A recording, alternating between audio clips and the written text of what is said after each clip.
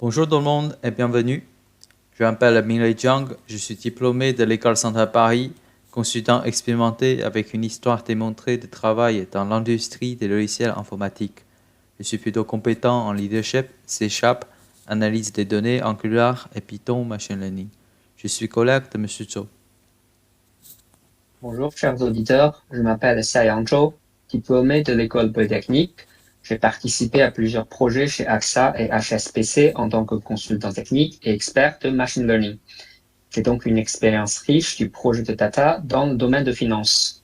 Et maintenant, je travaille en tant que développeur et data scientist avec professeur Jiang dans une startup de data analytics platform sur laquelle nous pouvons construire des applications avec des techniques avancées de IA. Nous aurons aussi le plaisir d'avoir M. Alain Rivière en tant que superviseur et encadrant pédagogique de cette formation. Il est directeur exécutif formation chez ISM Paris.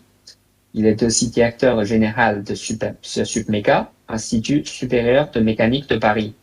Il a eu son doctorat en physique à l'École centrale de Paris. Dans le monde aujourd'hui, les données sont devenues un élément indispensable de la vie quotidienne. Lors vous voyagez, vous utiliserez des données pour rechercher Google Maps. Payer avec des cartes de crédit impliquera aussi les données. Dans l'entreprise, les données seront également utilisées pour analyser du comportement des clients. Je pense que c'est aussi la raison principale pour laquelle vous voulez vous inscrire à ce programme. Le programme EME Data Master 1 est la première exploration de la science des données. Son objectif principal est de préparer les auditeurs pour une étude plus approfondie en Master 2. Il partira de la méthodologie analytique des données, l'apprentissage des langages de programmation, Python notamment, et des différentes structures de base de données, relationnelles, NoSQL, ainsi des concepts mathématiques de base. La façon d'apprentissage de notre programme EME Data Master sera différente de celle dont vous avez l'habitude. Son processus d'apprentissage est complètement autonome. Et nous demandons aux auditeurs d'avoir une étude régulière et quotidienne, ce qui est essentiel. Un apprentissage quotidien et régulier au cours des prochains mois sera la clé pour réussir ce programme. Chaque module se termine par un séminaire qui permet aux auditeurs d'appliquer ce qu'ils ont appris à des exercices prolongés. Cela peut être une étude cas, un projet ou bien un problème à résoudre. Les séminaires à la fin de chaque module sont aussi une occasion de découvrir plus de ce que vous avez appris dans le cours. Notre objectif est d'essayer de vous montrer tous les aspects dans tous les domaines, afin que vous puissiez trouver votre place selon votre compétence et apporter votre insight, votre contribution dans vos futures carrières, ainsi de mieux préparer aussi le Master 2 pour ceux qui veulent continuer avec nous. À la fin de cette formation Master 1, vous devez avoir une première vue claire du monde data, une meilleure compréhension des divers outils possibles. Vous saurez faire la modélisation la plus adaptée et vous pourrez résoudre un problème concret en s'appuyant sur notre cours et notamment à l'aide du programme en Python. Ce qui est le plus important, c'est que vous aurez tout le package nécessaire pour l'étape suivante. Si vous voulez approfondir vos connaissances dans ce domaine et continuer d'apprendre l'essentiel de l'intelligence artificielle, Big Data et Machine Learning, vous trouverez le programme de notre Master 2. Le programme de Master 2 Data que vous allez bientôt suivre s'agit d'un programme interdisciplinaire. Nous avons toujours essayé d'éviter d'utiliser le terme comme data engineering ou data science pour définir ou résumer cette formation. Or, ce n'est pas juste un master qui forme uniquement les data scientists, les data engineers ou les data analysts, mais un master polyvalent. La plupart d'entre vous sont déjà des professionnels ayant travaillé dans une entreprise.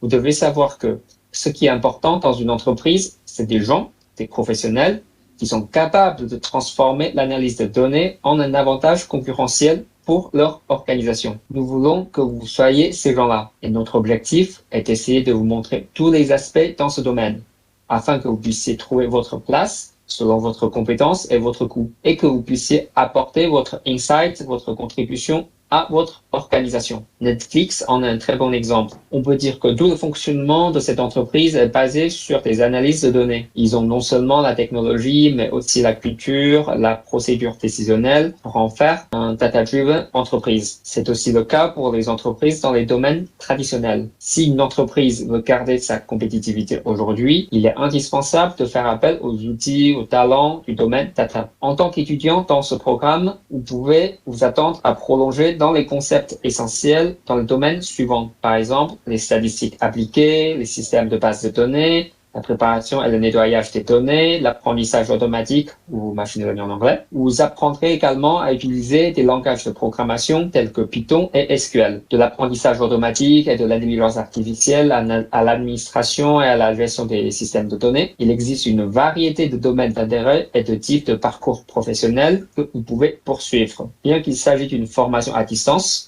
on essaye quand même de mettre un accent sur l'aspect pratique. Ce qui est important pour nous, c'est qu'on guide les premiers pas et vous savez continuer sur le chemin que vous choisirez. Les deux premiers modules sont en fait un récapitulatif du programme de Master 1. Dans ces deux modules, vous allez parcourir rapidement les notions nécessaires pour la suite d'apprentissage de Master 2. Il y a donc 4 piliers importants. Overview de la gestion du projet data mathématique, programmation en Python et l'utilisation de la base de données relationnelle comme MySQL et irrationnelle comme MongoDB. L'objectif de ces deux premiers modules prérequis est bien pour une mise au niveau de chaque. Tous les auditeurs n'ont pas le même background ni les mêmes expériences. Et certains d'entre vous ont déjà travaillé depuis un moment. Vous avez peut-être perdu certaines connaissances que vous avez bien appris à l'école. C'est ce moment-là pour les reprendre. Pour ceux qui n'ont pas suivi notre cours de Master 1, attention, vous devez dépenser un peu plus d'énergie pendant au moins 2 mois. Le rythme sera assez intensif. Vous devez rattraper pas mal de retard par rapport à vos camarades. Mais une fois où vous serez adapté à ce rythme et que cette phase sera passée, vous verrez que le reste se déroulera naturellement pour vous. Donc, nous avons vu comment la couche de stockage est-elle.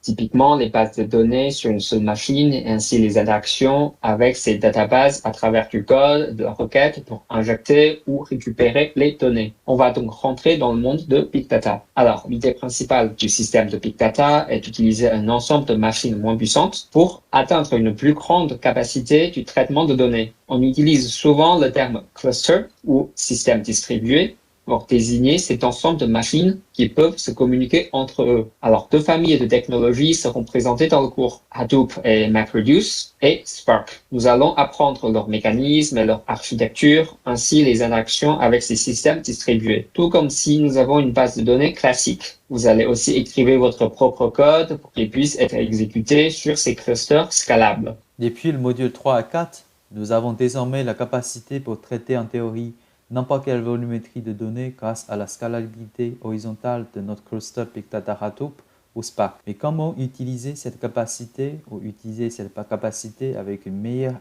efficacité? Nous allons donc remonter en haut pour apprendre les algorithmes et les outils pour analyser les données. Dans ce module 5, nous allons apprendre 2 bibliothèques principales de Python, NumPy et Pandas. Vous serez capable d'utiliser Python pour nettoyer et analyser facilement vos données tabulaires. Et ces 2 bibliothèques seront également utiles tout au long de l'apprentissage de machine learning. Nous avons donc le bagage nécessaire pour attaquer enfin les modules de l'intelligence artificielle. De nombreux algorithmes d'apprentissage automatique existent depuis longtemps. Et grâce au développement technologique, la possibilité d'appliquer automatiquement ces calculs mathématiques complexes au Big Data devient réalisable récemment. Nous allons donc apprendre quelques algorithmes classiques d'apprentissage automatique ici, ainsi la méthodologie pour traiter un projet de machine learning. Vous allez comprendre donc pourquoi ça fonctionne et vous saurez également les appliquer sur votre propre dataset.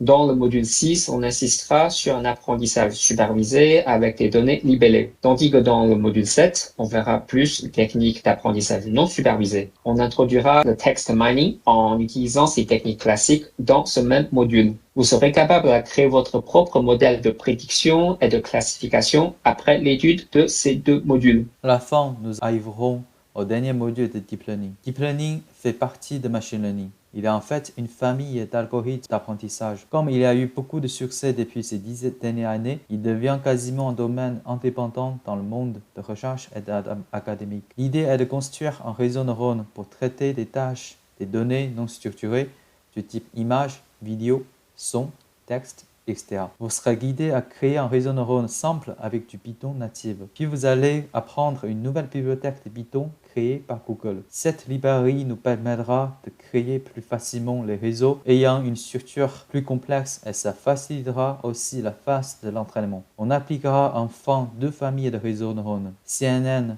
réseau neurones convolutifs, et RNN, réseau neurones récurrents, pour traiter deux types de problématiques, traitement des images et traitement des données séquentielles. À la fin de ce programme, vous aurez un projet fin d'études. Vous pourrez donc utiliser tout ce que vous avez appris dans ce programme pour les pratiquer dans la vie professionnelle. Nous sommes bien contents d'avoir constaté un résultat existant des anciennes promotions. La plupart d'entre eux ont pu réaliser des projets en utilisant les outils et les méthodologies appris en cours pour traiter des cas réels d'entreprise. Ces projets sont de divers sujets. Cela peut être une analyse des pénuries médicales, des modèles de propagation de maladies, ou bien des modèles de prévision de consommation alimentaire. Certains projets deviennent même des applications, des outils réellement utilisés par le gouvernement ou des entreprises. Donc en final, en vous souhaitant encore une fois les bienvenus, un très bon départ de programme Master 2.